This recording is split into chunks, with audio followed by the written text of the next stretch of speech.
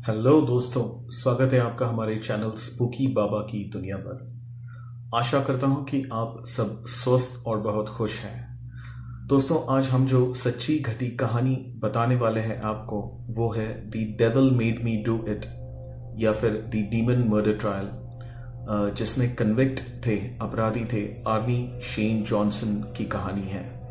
इस घटना ने पैरानॉर्मल इन्वेस्टिगेटर्स के साथ कुछ कानून के प्रशासन अधिकारियों को भी चौंका दिया था। कंज्यूरिंग फ्रेंचाइज ने ये हिंट दी है कि कंज्यूरिंग 3 जो जून 2021 में रिलीज होने वाली है, वो शायद इसी सत्य घटना पर आधारित होंगी। तो चलिए बढ़ते हैं कहानी की तरफ, ये देखने के लिए कि क्या हुआ था हकीकत में। 1980s में अमेरिका के एक शहर ब्रुकफील्ड में डेबी ग्लैडसेल अपने घर में उनकी मां और छोटे भाई के साथ रहती थी। डेबी की शादी आर्नी शेन जॉनसन से होने वाली थी। ये कपल रिलेशन में थे और काफी खुश थे। डेबी के मां का नाम था जूडी और भाई डेविड, जो 11 वर्षों के थे।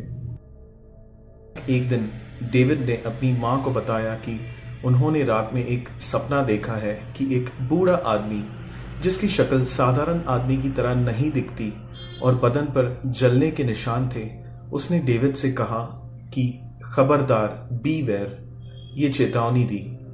इससे डेविड बहुत डरा हुआ और सहमा हुआ था, पर उसकी मां ने उसे समझाया और बात को टाल दिया। डेविड के साथ यही घटना और कई बार हुई। वो भयानक दिखने वाला बूढ़ा आदमी सपने में आकर अक्सर डेविड से बार बार यही बात कहता। जब डेविड ने इस घटना के बारे में अपनी मां से फिर से बात की, तब जूडी भी घबरा गई, क्योंकि डेविड एक बहुत ही अच्छा बच्चा था जो अपनी मां की हर बात सुनता, कभी झूठ नहीं बोलता और कोई डरावनी मूवीज या टीवी सीरियल्स नहीं देखता टीवी पर, जिसके कारण ऐसी कोई बात उसके दिमाग में आ जाती। मां ने ये बात अपनी बेटी डेबी से की, जिसे सुनकर डेबी भी बहुत डिस्टर्ब हो गई। ग्लैडसेल परिवार के घर में वातावरण काफी बिगड़ गया था। डेविड की आवाज कुछ दिनों बाद बदल गई और वो काफी आक्रामक हो गया था। रात के समय डेविड का बेड शेक होता और उसे सीजर्स यानी मिर्गी के झटके आते हर आधे से 1 घंटे में। डेविड परिवार वालों पर कभी भी हमला करता अपने हाथों से या लातों से और घर वालों को मारना शुरू कर देता। कभी घर वालों को अपने दांतों से काट लेता तो कभी उन पर थूक देता या फिर गंदी गंदी गालियां देता। डेबी ने बताया कि डेविड को लगता कि उसका गला कोई अदृश्य शक्ति दबा रही है और फिर कुछ देर बाद उसकी गर्दन और जिस्म पर अजीब निशान दिखते, लाल रंग के। डेविड कई बार अपनी जगह से किसी अदृश्य शक्ति द्वारा फेंक दिया जाता घर वालों के सामने, जैसे कोई बच्चा एक खिलौने की डॉल को फेंक रहा हो यहां से वहां, और ये सब उसके घर वालों के सामने होता, जो दिखने में इतना खौफनाक था कि घर वाले देखकर सोचते कि ये कौन कर रहा है और क्यों।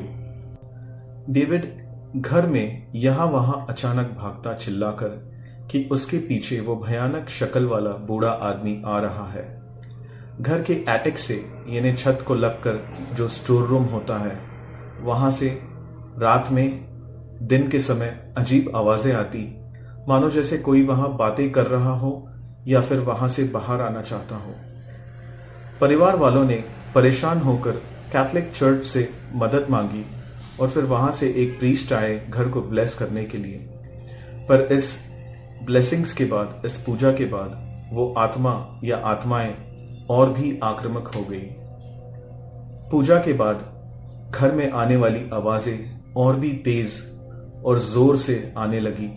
डेविड को अब वो आत्मा दिन में कई बार दिखनी शुरू हो गई और उसके बदन पर चोट के निशान भी ज्यादा नजर आ रहे थे। डेविड अक्सर एक अलग दबी हुई आवाज में विस्पर करते, मिल्टन्स पैराडाइज लॉस्ट और बाइबल के वर्सेस रिसाइट करता। डेविड अक्सर पेंसिल या कलर्स लेकर कोरे कागज पर स्क्रिप्ट करते, जैसे कुछ बहुत ध्यान से वो कर रहे हो, और कागज पर स्क्रिप्ट करने के बाद वहां खड़े लोगों को अजीब खौफनाक नजरों से देखते, जिससे सब डर जाते। अब परिवार के लोग रात के समय बारी बारी जाग कर डेविड का ध्यान देते ताकि डेविड को कोई तकलीफ ना पहुंचे।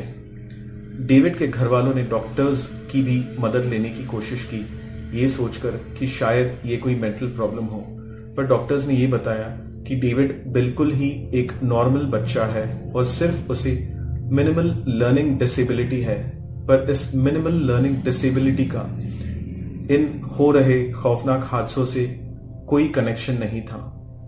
डेबी ने अपने बॉयफ्रेंड आर्नी शेन जॉनसन से बात की और कुछ दिनों के लिए आकर उनके साथ घर पर रहने के लिए कहा ताकि ग्लैडसेल परिवार और डेविड को थोड़ा सपोर्ट मिल जाए। आर्नी ने डेबी के साथ रहने के लिए उसके घर तैयार हो गए और उनके घर पहुंच गए। इन सब के बीच डेविड की तबीयत और हालात बहुत बिगड़ चुके थे। डेविड खाना नहीं खाता, अचानक अजीब बातें करता, रात में उसके सीजर्स मिर्गी के अटैक्स बढ़ गए थे और अचानक डर जाता कहकर कि वो भयानक जानवर की तरह दिखने वाला ओल्ड मैन आ गया है और उसे बहुत सता रहा है। डेविड की आवाज भी बदल गई थी और वो एक बड़े आदमी की आवाज में बातें कर रहा था। ग्लैडसेल परिवार ने मदद के लिए चर्च को फिर से कांटेक्ट करने का ठान लिया और इसी बीच किसी ने वॉरेंस को भी बताया इस केस के बारे में। वॉरेंस ने इन घटनाओं के बारे में सुनकर ग्लैडसेल परिवार को कांटेक्ट किया और फिर उनके घर पहुंच गए पूरी जानकारी हासिल करने के लिए।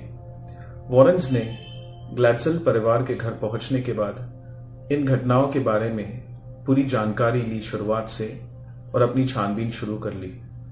जब वॉरेंस ग्लैडसेल परिवार के घर में थे उस समय लॉरेन ने डेविड के साथ एक काली शैडो फॉर्म होते देखी इंसान के आकार में, और उसी समय लॉरेन समझ गई थी कि डेविड काफी परेशानी में है इस नेगेटिव शक्ति की वजह से, और ये ग्लैडसेल परिवार को बता दिया। ग्लैडसेल परिवार और वॉरेंस के दिए गए वर्णन के अनुसार वहां के डायोसिस चर्च अथॉरिटीज ने भी पुष्टि की इस केस को इन्वेस्टिगेट करने की, पर कभी भी डिटेल्स रिलीज नहीं की इस केस की। चर्च के फादर्स और वॉरेंस के साथ मिलकर करीब 3 लेसर एक्सॉर्सिज्म्स यानी इनिशियल एक्सॉर्सिज्म किए गए, जिनके समय डेविड हवा में लेविटेट होता, डेविड को ब्रीदिंग में प्रॉब्लम होती और वो गालियां भी देता इन एक्सॉर्सिज्म्स के समय। कहा जाता है कि चर्च से 4 फादर्स आए थे और वॉरेंस भी वहां ग्लैडसेल के घर मौजूद थे इनमें से एक एक्सॉर्सिज्म्स के समय। एक्सॉर्सिज्म्स के दौरान डेविड को उनमें बसी काली शक्तियों के बारे में पूछा तो डेविड ने कहा कि मुझ में 43 आत्माएं हैं, और जब उनका नाम पूछा तो डेविड ने पूरे 43 आत्माओं का नाम दिया। डेविड के जिस्म पर करीब 43 आत्माओं का कब्जा था। डेविड ने इन एक्सॉर्सिज्म्स के समय ये भी प्रेडिक्शन किया और बताया कि आर्नी शेन जॉनसन शायद किसी का खून मर्डर करेंगे आने वाले समय में। 1980 में ऐसे ही एक एक्सॉर्सिज्म के समय डेविड को इतनी तकलीफ हो रही थी कि मानो सबको ऐसे लगा कि डेविड नहीं बचेंगे, और इसी समय आर्नी ने डेविड की ये तकलीफ देखकर एक्सॉर्सिज्म के बीच जाकर ये कहा कि ऐ काली शक्तियों, इस मासूम बच्चे को छोड़ दो और मुझ में आ जाओ। इसे सुनकर वहां एक्सॉर्सिज्म परफॉर्म कर रहे चर्च के फादर्स और वॉरेंस बहुत चौंक गए, पर अपना एक्सॉर्सिज्म रोका नहीं। अंत में एक्सॉर्सिज्म खत्म होने पर वॉरेंस और चर्च के फादर्स ने आर्नी से कहा कि जो आर्नी ने किया है उसका अंजाम बहुत भयानक हो सकता है और वो ऐसी गलती फिर से ना करे। एक्सॉर्सिज्म के बाद ये हादसे पूरी तरह से बंद नहीं हुए, पर धीरे धीरे कम होने लगे और डेविड को रिकवर होने और इन सब से बाहर आने कुछ समय लगा।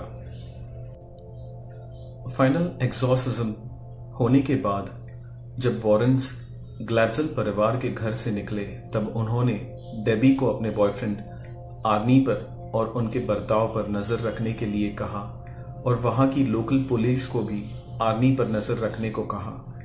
शायद वॉरेंस आने वाले खतरे को महसूस कर रहे थे। आर्नी के साथ शुरुआत में कुछ अजीब नहीं हुआ इस एक्सॉर्सिज्म के बाद, पर कुछ समय बाद आर्नी के बर्ताव में बदलाव आना शुरू हो गया। आर्नी की आवाज़ थोड़ी बदलने लगी। कुछ दिनों बाद जब आर्नी अपनी कार में कहीं जा रहे थे, तब उन्हें लगा कि कार का कंट्रोल उनके हाथ से किसी अदृश्य शक्ति ने अपने पास ले लिया हो और कार आउट ऑफ कंट्रोल होकर सामने एक पेड़ को टकरा गई। पर आर्नी को ज्यादा चोट नहीं लगी। डेबी को भी शायद कुछ हद तक पता चल चुका था कि ये सब क्यों हो रहा है, और फिर डेबी ने आर्नी को लेकर कहीं और शिफ्ट होने का फैसला किया। डेबी को एलन बोनो नाम के व्यक्ति के पास नौकरी मिली उनके केनल क्लब में डॉग्स को ग्रूम करने की, और डेबी ने अपने नौकरी की जगह से करीब में एक घर किराए पर ले लिया। डेबी ने बताया कि आर्नी की कंडीशन दिन ब दिन कुछ ज्यादा बिगड़ रही थी, और कुछ दिनों बाद आर्नी ने जानवर की तरह गुर्राना शुरू कर दिया। आर्नी कभी भी जागते हुए बेहोशी में चले जाते, मानो जैसे किसी और दुनिया में चले गए हो, और वापस होश में आने के बाद बहुत अजीब बातें करते जो बिल्कुल नॉर्मल नहीं थी। आर्नी से जब डेबी ने बात की इन चीज़ों के बारे में, तब आर्नी को कुछ याद नहीं रहता जब वो वापस होश में आते।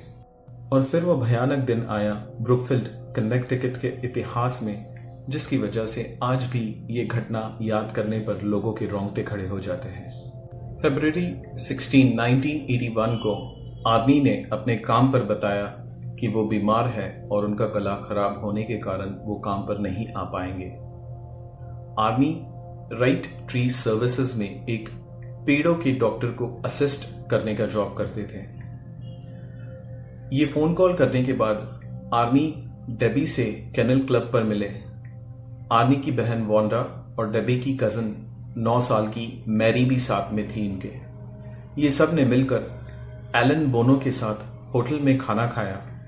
आर्नी और एलन बोनो ने शराब पी थी और इन दोनों में से किसी एक ने बहुत ज्यादा पी हुई थी।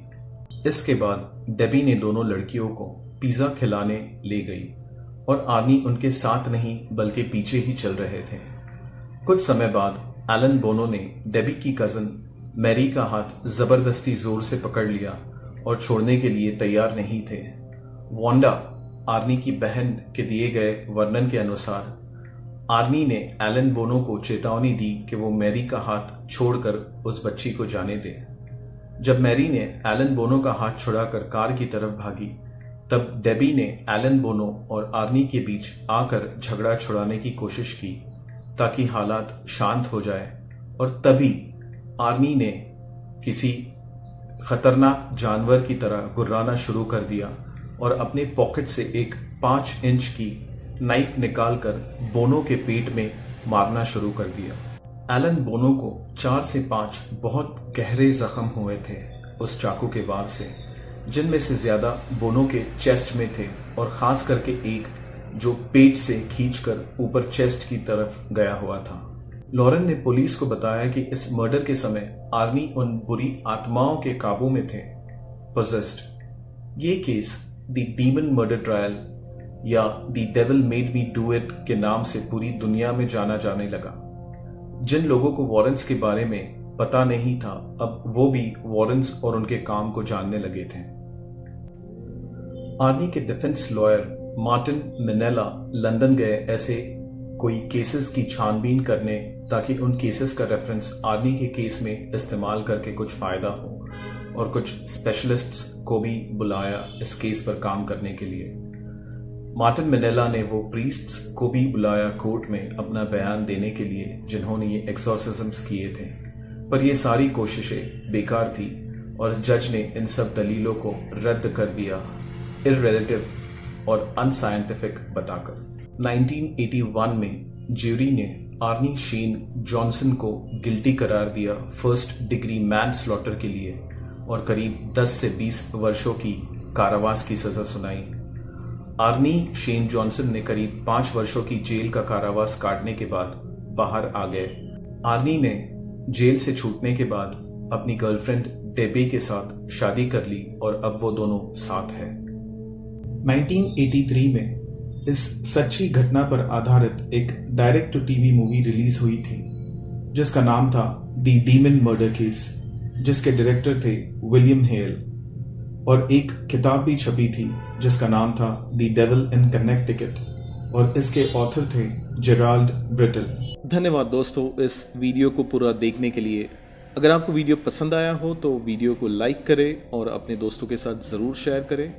अगर आपने हमारे चैनल स्पूकी बाबा की दुनिया पर सब्सक्राइब नहीं किया है अभी तक तो नीचे दिए गए सब्सक्राइब बटन को जल्दी से दबाकर लाल से ग्रे करें और बेल आइकन पे क्लिक करके ऑल सेलेक्ट करें। दोस्तों हमसे जुड़े रहने के लिए आपके कमेंट्स ज़रूर छोड़ें।